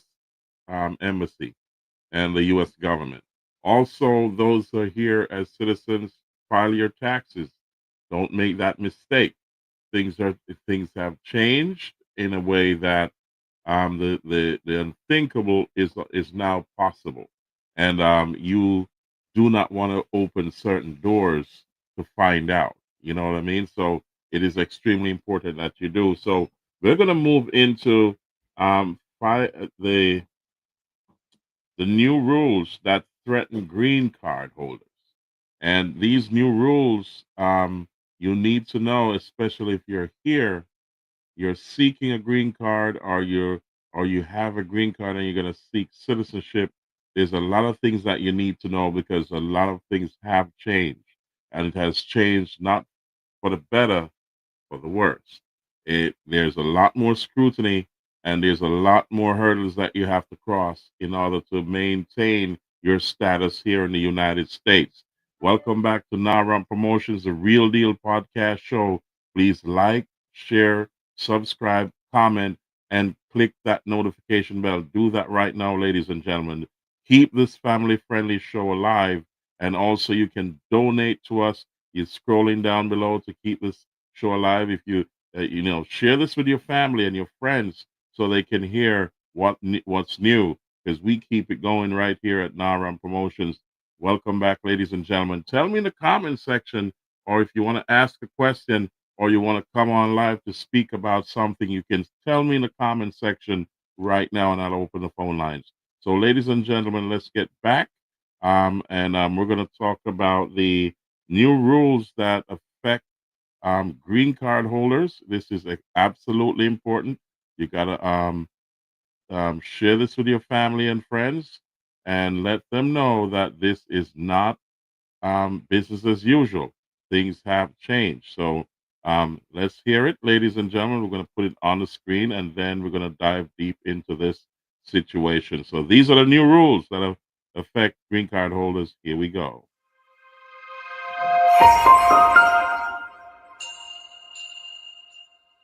New USCIS policy update: what it means for family green card applications in 2025. If you're applying for a family-based green card or supporting a loved one through it, you've probably heard buzz about a new USCIS policy update from August 2025. It's not about targeting anyone, it's really about strengthening the vetting process to ensure family relationships are genuine and secure. Today, we'll walk you through what this means, the key changes, and how it could affect your application. We'll also cover the latest updates as of September 2025. Stick around for tips to keep your petition on track. If you're new here, hit that subscribe button and turn on notifications for more immigration insights. Let's dive in. What is the new policy? So, on August 1st, 2025, USCIS released updated guidance in their policy manual focused on family-based immigrant visa petitions like Form I-130 for immediate relatives or family preferences. This isn't a complete overhaul, but it builds on existing rules to better screen and verify family ties. The goal? To make sure petitions are based on real, verifiable relationships while protecting against fraud or security risks. In simple terms, if you're a U.S. citizen or green card holder sponsoring a spouse, child, parent, or sibling, USCIS wants clearer evidence that the relationship is legitimate. This includes more detailed adjudication steps for petitions filed together or abroad. For example, it clarifies when the Department of State can process I-130s filed overseas, especially for military families or during emergencies. Don't worry, this applies to requests filed on or after August 1, 2025, and even some pending ones. It's all about maintaining trust in the family immigration system. Key changes and details. Let's break down the main updates. Enhanced vetting for marriages and relationships. USCIS officers now have clearer guidelines to check if marriages or family bonds are bona fide. This means providing strong evidence like joint financial docs, photos, affidavits from friends, or travel records. No more shortcuts, everything needs to be verifiable. Handling multiple or related petitions. If you're filing more than one petition at once, like for a spouse and kids, expect a more integrated review. Officers will look at the whole picture to spot inconsistencies. Overseas filings and routing to DOS. U.S. citizens abroad, think military or diplomats, can now file I-130s directly with the State Department in certain cases. Otherwise, approved petitions might get sent to the National Visa Center if you can't adjust status in the U.S. Interviews and denials. Interviews are now explicitly required in more scenarios to confirm eligibility. And if there's any hint of removability, like an overstay, USCIS might issue a notice to appear for deportation proceedings right after denial. This is a big one. Immigration experts note it gives officers more discretion, potentially leading to quicker denials without a request for evidence first. Overall, it's about efficiency and security, but it does mean applications might face stricter scrutiny. New updates as of September 2025. Fast forward to today, September 10, 2025. Has anything changed since August? Not drastically for this policy, but USCIS did release the When to File chart for September on August 12, updating priority dates for family-sponsored adjustments. For instance, immediate relatives, spouses, parents, unmarried kids under 21 of U.S. citizens, are still current no-wait times. But family preference categories, like F2A, spouses/children of green card holders, have advanced slightly, with final action dates now at around March 2021. Check the latest visa bulletin on the State Department site for your category. Also, on August 15, USCIS updated Child Status Protection Act rules for age calculations in family petitions, helpful if your child is aging out during the process.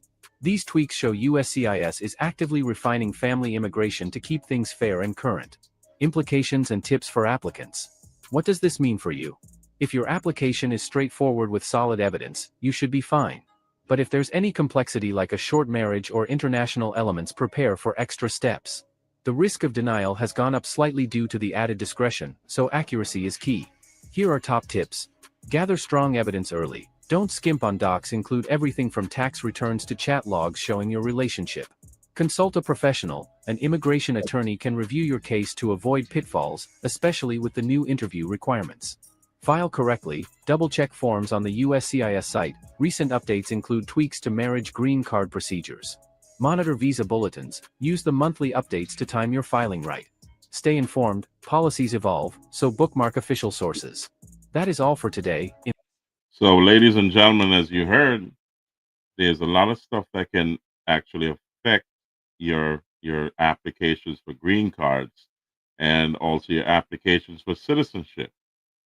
So you got to pay attention. Speak to an immigration attorney, speak to an immigration specialist.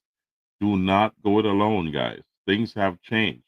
So when you think that you know, you can't follow up with all the changes that are coming down the pipe. There's so much things that are changing, and the culture within the USCIS has changed. So there's a lot more for you to know. So speak to an immigration attorney, speak to an immigration specialist, and know before you go. Please like, share, subscribe, comment, and click the notification bell, ladies and gentlemen, so we keep this family-friendly show alive. You can also donate to our program and to keep it alive. It's how you do donate is scrolling down below, so you can check that out. But we're going to talk now about illegal immigrants and also those who are out of status, they're here in the United States, and they're getting government benefits. It's important that you share this with a family member who's in that category. So I want you to hear this, ladies and gentlemen, because they're doing away with a lot of stuff. Remember, the Supreme Court gave ICE the green light to have roving raids across the 50 United States now, just not in California alone, but also across the whole 50 states. So they can come at you at any time, anywhere, any place. Get what I'm saying? So they are ramping up their raids, and it's gonna get more and more and more, and they can stop you at any time for any reason now, as long as they have a reasonable suspicion that you are undocumented or you're out of status or you have committed a crime and that will lead you to be out of status or deportable.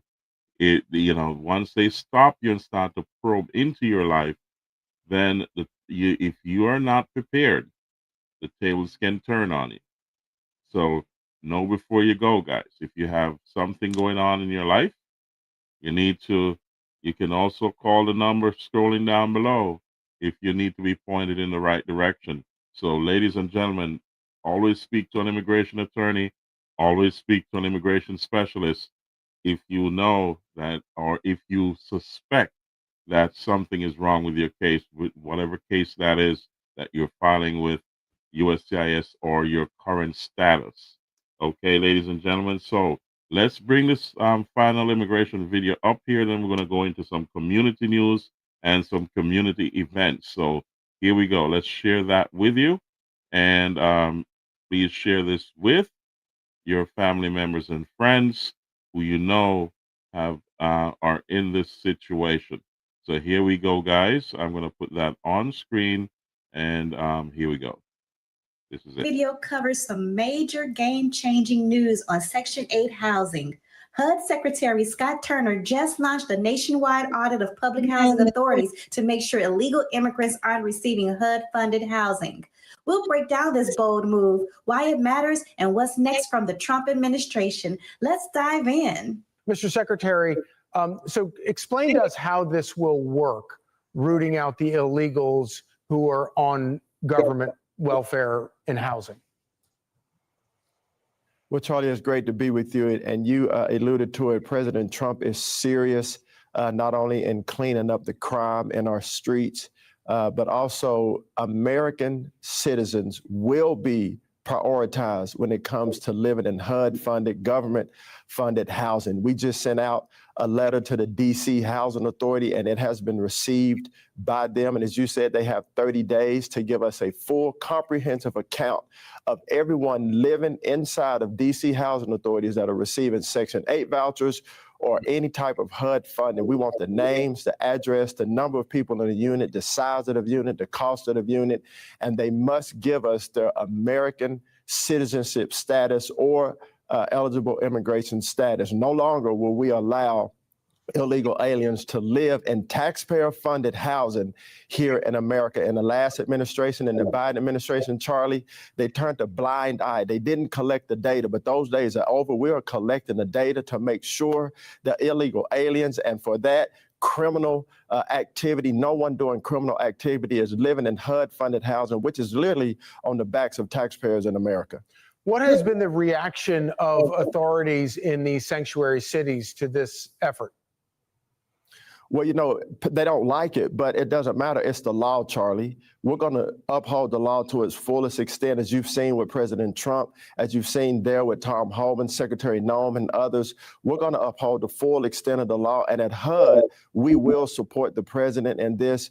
Charlie, there is 18,000 units, households in D.C. Housing Authority right now. And it costs about $400 million of taxpayer money and assistance to housing just in D.C. alone.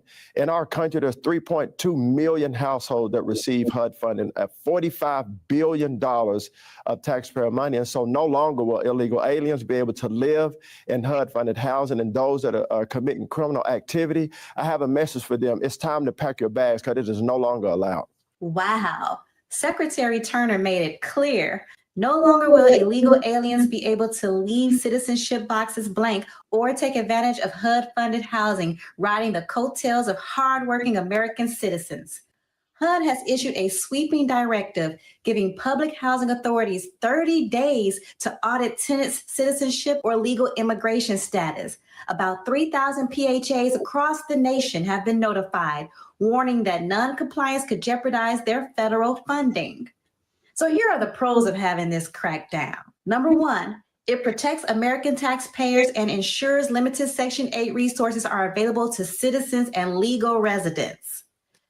Two, it enhances program accountability, reducing misuse and reinforcing trust in public assistance. Three, it enables better prioritization for our veterans, our seniors, and families in need by filtering out ineligible households. Four, it sends a strong enforcement message affirming that federal programs enforce existing laws. So this audit is just the first wave. The Trump administration's 2026 budget proposals aims for sweeping changes to HUD and Section 8, including a budget cut of up to 43 to 44% in HUD funding for housing and rental assistance, roughly $26 to $27 billion slashed. Consolidation of rental assistance programs into a state-based block grant model, giving states control. A 2-year time limit on rental assistance for able-bodied adults, with exceptions for elderly or disabled individuals. Check out this video here for more information regarding Trump's 2026 budget proposals. So there you have it. The nationwide audit marks the first step towards enforcing HUD law and preserving taxpayer intent.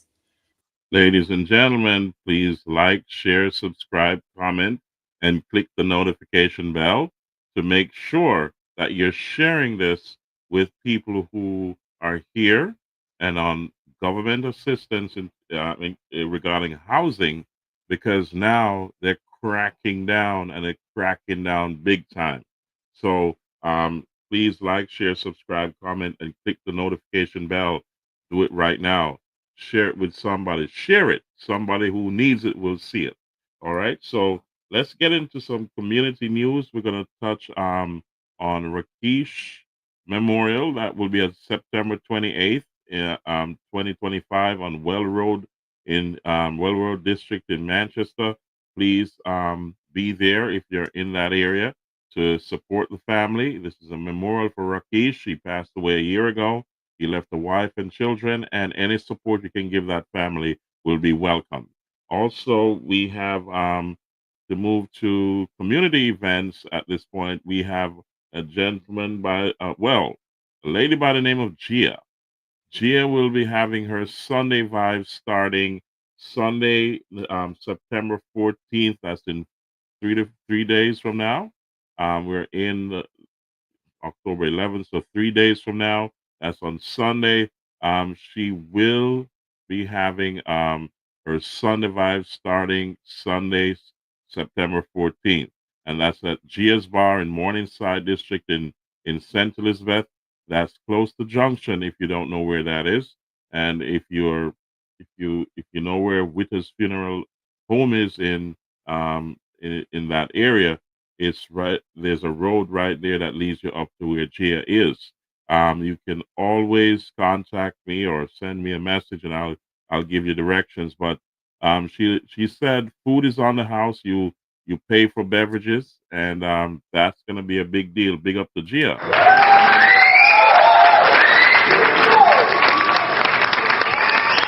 Also on September 14th, you'll have Skinny's bingo party at Shakira's place in Shiloh Street, Top Prospect in Manchester.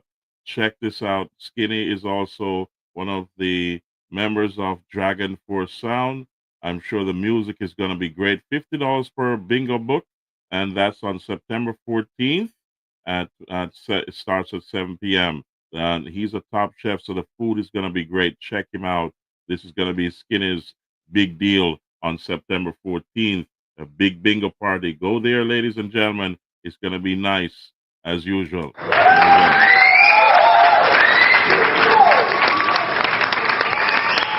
On September 26th, we have Gallus Anthem, and that's going to be at Wayne's Bar in Comer Pen, Manchester.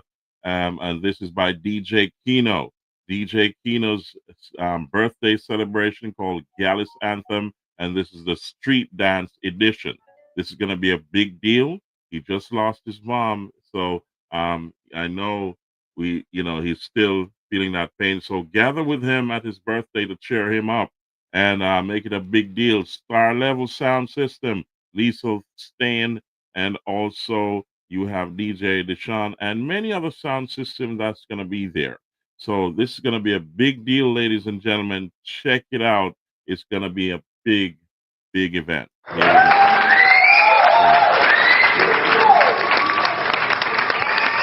Also, on the international stage, we have a lady out of Lidis district in St. Elizabeth. She's always keeping an annual event here in the United States, in the New York area. That's Odette, and she's also promoting this with also Sandra. They present Sent Best Togetherness. That's Saturday, October 4th, 2025. That's Compound. That's 190-01 Linden Boulevard in Queens, New York. And the music will be by DJ Andy. Big things. Echo Stone, Troy, Glamour Wayne, the big deal. The big bad Glamour Wayne will be there. This is going to be a massive event. It's kept every year, ladies and gentlemen, here in the United States. And without fail, it's always overloaded. If I'm here, I'll definitely be there. So big up to Odette and also Sandra for this event. It's going to be a big deal. On October 26th, we have a big deal bucket in Junction City, Junction, St. Elizabeth. October 26th, tickets are being sold at Demetrius in Santa Cruz, Yardman Gas Station in Junction, Outer Space Drip in Junction, and Jackie's Wholesale in Junction, and also Ultimate Dining in Mandeville. It's called Paint the City, October 26th. This is promoted by the big bad. We call them. You don't know already, man. Goodness gracious me! So that's a big deal in Junction City. You've got to be there. It's affordable. I'm telling you that the cost is very low. So get your tickets. They're being sold out right now.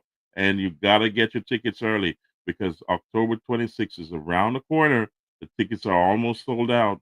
So you got to get your tickets early because they're more at the gate. So this is going to be a big deal in Junction by the Impact crew. That's Impact Events. They always make an impact anywhere they go. And this is also a big deal. Big up to Impact and the Impact boss. We're going to get him here on the show soon.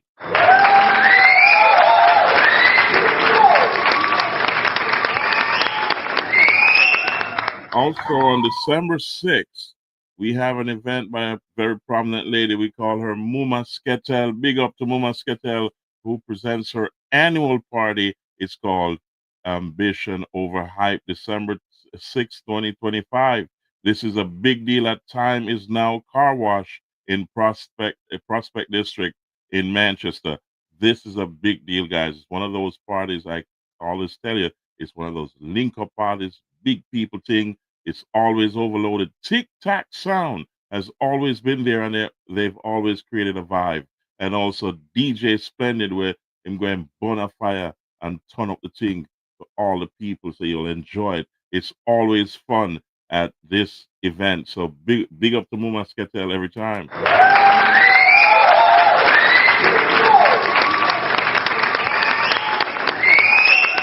So, ladies and gentlemen, on December 26th, Boxing Day, we have Randy and Otis, who will be providing what they call presenting the original Boxing Day event. This is with the Rum Fatigue crew, all of the Rum Fatigue crew, all of the rum head them. This party is in the middle of the festive season in December. So this is Boxing Day. It's going to be at Mango Tree Bar in Turner Top, Manchester. And your music will be provided by DJ Fireblacks and the big bad Eagle Force. I'm telling you, this is going to be a big deal, and it's going to be overloaded. It's these guys. They always put on a big party, and the party's always festive, and it carries a good vibe. So check it out. December 26th, Mango Tree Bar. Otis and Randy, they'll be having that original Boxing Day event. Big up to Otis and Randy. There you go.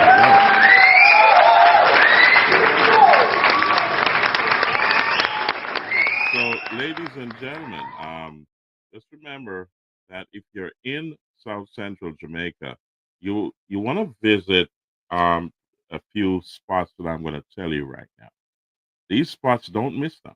Just go there and check it out. So, spots like Misha's Hot Spot, that's on Sears Main Road. That's close to my place. Just check her out. You'll have a great time there. So big up to Misha every time. You know what I mean? And if you're close to places like Top Rock Seafood and Bar, you want to check out Top Rock. Right on top of the rock there, you'll have a wonderful time, ladies and gentlemen. I'm telling you, he serves a mean seafood. You know what I mean?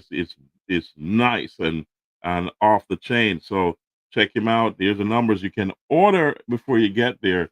You're 876-473-0740, and you'll have you won't be disappointed. It's in Prospect District in Manchester. Check out Top Rock Bar and Grill. It's one of those places that you cannot afford not to go. You gotta go there. And I'm telling you, it's a big deal. Yeah, big up the Top Rock. So also close to there, if you don't feel that vibe and you want to be somewhere else, you go to Bowles Fish Stop. Bowles Fish Stop, you have Bowles Oval, you have cricket on a Sunday normally, and he will announce it. Get on his text list, and he will tell you.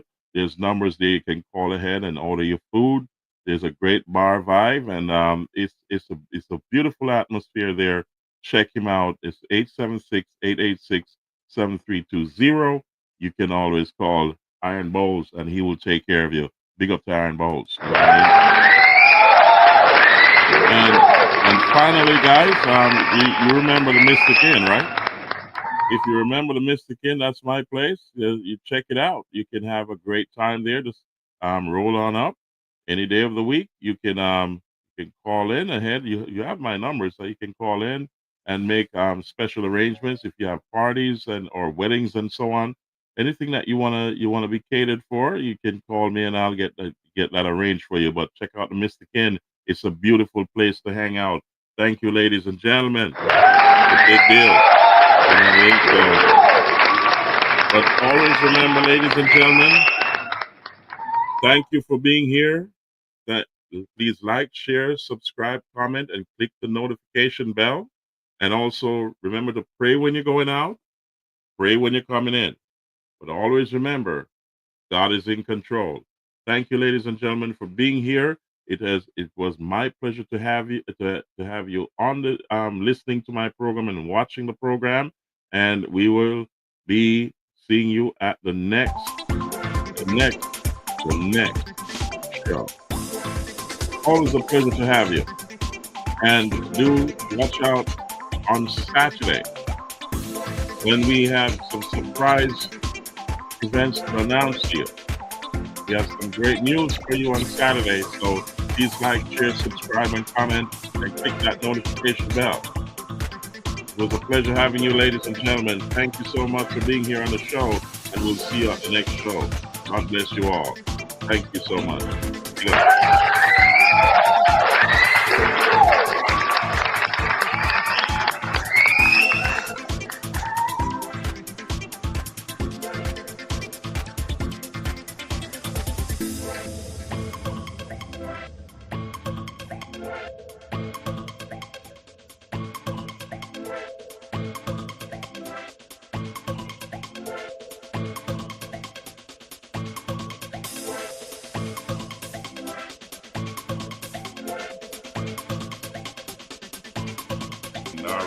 motion